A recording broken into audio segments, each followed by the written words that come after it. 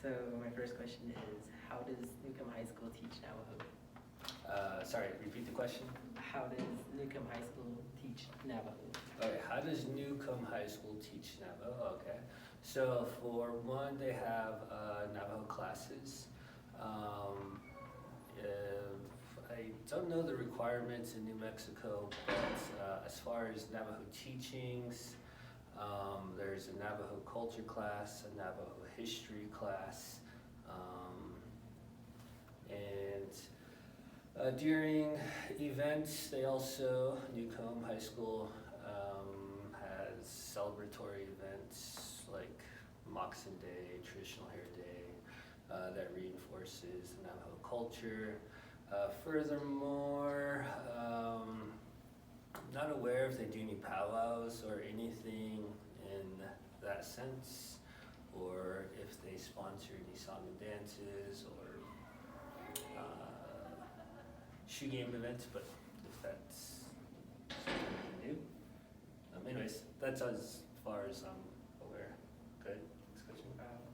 Why is it that most children and teens don't understand or speak Navajo? So why don't most teens or children don't speak Navajo? This is a complex question. I think it might have to do with home teachings and how home teachings value the Navajo language. As far as my experience goes, I know that students who practice Navajo within the past 5 years of teaching have had a plan to come back to the Navajo Nation. However, students who do not plan to come back don't really have that reinforcement at home, and they tend not to practice the language at school or at home. Why is Navajo language important? Navajo language is important to me. I think it has to do with like economics, what you want to trade. For example, if you plan on, let's say, working on the Navajo Nation, then I think it's important to practice. And however, if you do not have plans to come back, then I don't see why people would value it if they have no plans on coming back. What's your acknowledgement of Navajos? My acknowledgement of Navajo, I always try to teach from a Diné perspective.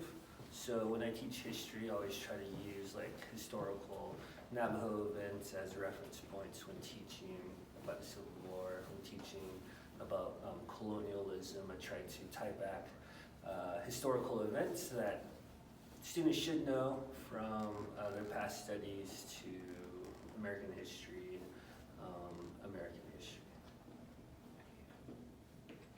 What is the idea of introducing yourself in Navajo? What is the idea? I think it's a good practice.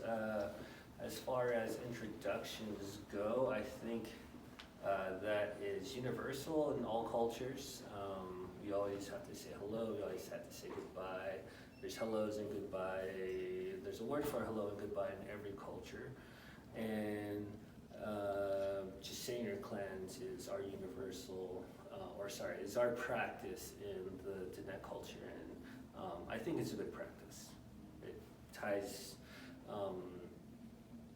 bloodlines, and you can kind of get an understanding of who you're related to and how you're related to them.